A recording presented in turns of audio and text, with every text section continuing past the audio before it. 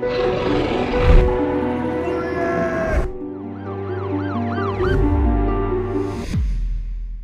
following are three fascinating true reincarnation stories. Jeremy Anderson, James Hauser. Jeremy was born in Wacomius, Oklahoma, and at the age of 2 insisted that his name was not Jeremy but Jimmy. One day he was looking at a picture book with his grandmother and saw a picture of a truck and said to her that it was a truck just like that in the picture that struck him and killed him. His grandmother said that Jeremy was extremely angry with the truck driver that had killed him. On another occasion, his grandfather Jack was lying in bed and resting a sore back, and Jeremy walked into the room and said, "What's up, Grandpa? Is your back killing you?" His grandfather replied, "Well, it's not killing me, but it's very sore."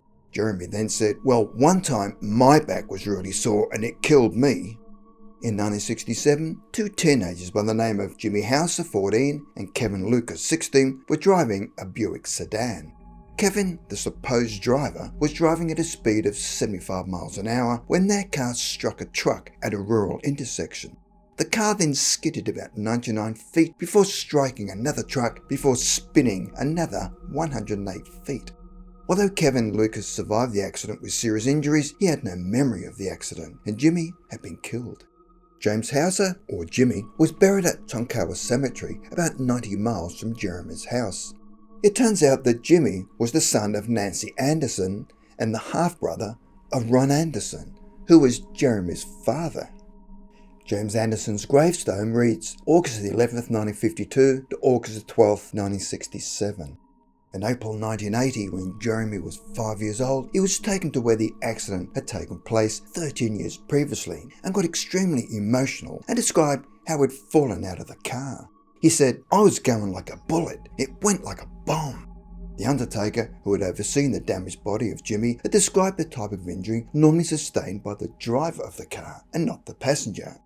Jeremy Anderson had always claimed that he was the driver of the car and not Kevin. Robin Klein, and Tibetan student. When Robin was just 5 years of age, his mother noticed him making strange sounds, and after a period of time, his speech became more fluent, and he continued to utter the same strange sounds. Because Robin had made the sound so often, his mother was eventually able to make out what his son was actually saying, and started to recognize them. One evening his parents were having a dinner party, and she discussed amongst the friends that her son regularly made strange sounds, as if they had meaning to him. One of the guests at the party offered to come into the nursery and listen to what her son was saying, and found that he was saying many strange sounding names. The guest asked the mother whether she could come back with someone who was an expert in languages, and 1 week later returned with a professor. The professor sat with the young man for 1 hour and said to his mother that the language being spoken by his son appears to be a dialect that came from northern Tibet. He recognized a few others, but many he did not recognize at all. The professor asked his mother whether the family had ever visited that region or whether any of their friends had spoken the language around the child. His mother replied no to both questions, and they went back to the nursery. The professor then asked Robin where he had learned the foreign words, and he replied, "In school." His mother then said, "But Robin, you've never been to school." Robin then replied, "When I went to school before." The professor then asked Robin, "What did the school look like?" Robin thought for a moment and said, "In the mountains." But then he said to his mother, "But not the sort of mountains we went to in summer." The professor then asked, "Was the school made of stone or wood?" And Robin said, "Of stone." He was then asked what the teachers were like, and were they men or women. He said they were men, but they didn't dress like you or Daddy. They had skirts with a sash around their waist, that looked like a rope.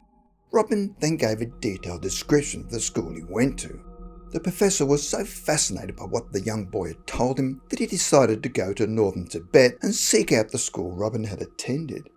He later wrote to the parents and said that the area their son had described was near China and was fairly accessible in eastern Tibet. He then said, "I have found the school your son described, which is in the Kwenlun Mountains. Rocky and arid and nothing like the mountains you visit in summer." He said it fitted Robin's description in detail, including the lamas who teach there. Dorothy Eady and Ben Schritt, High Priestess. Dorothy Louise Eady was born in London in 1904. At the age of 3, fell down a flight of stairs and seriously injured herself, where doctors initially declared her dead. However, she made an amazing recovery and then started exhibiting strange behaviours and asked that she be brought home and started to speak in a foreign language. At Sunday school, she started comparing Christianity with the ancient Egyptian religion and was expelled from a Dalit girls' school after she refused to sing a hymn calling on God to curse Egyptians.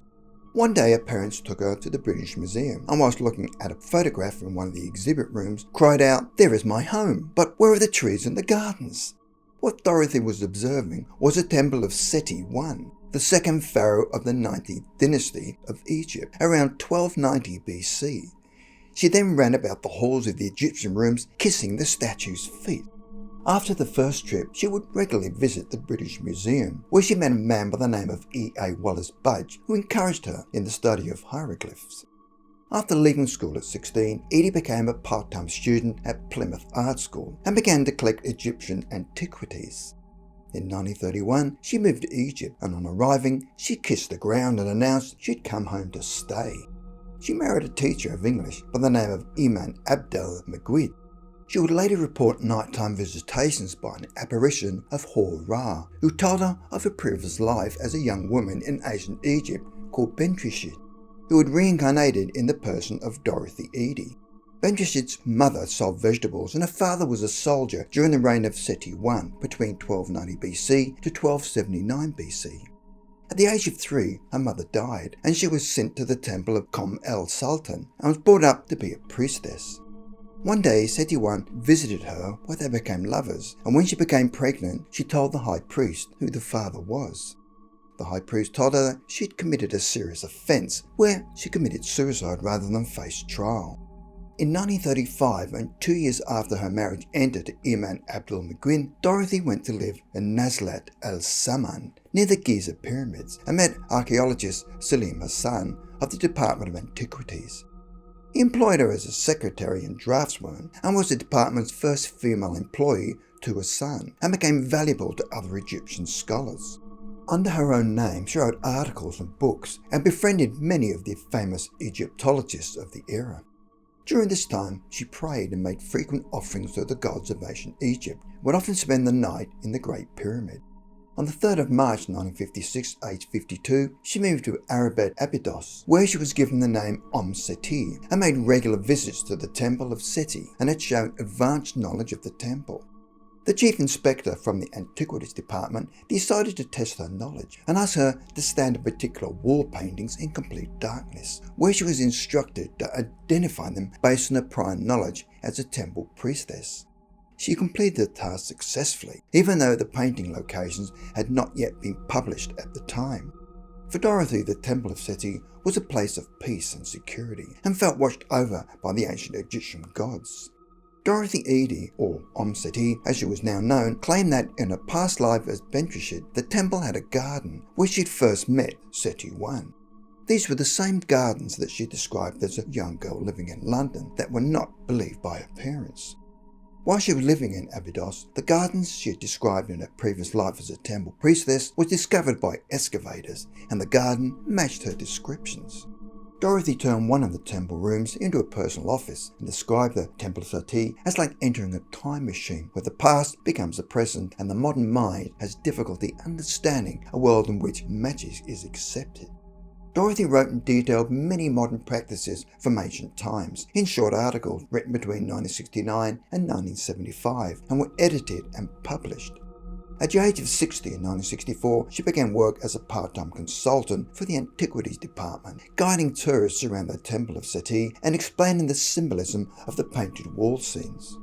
On the 21st of April 1981, Dorothy Edie, or Seti, died in Abydos and was buried in an unmarked grave facing the west in the desert outside a Coptic cemetery.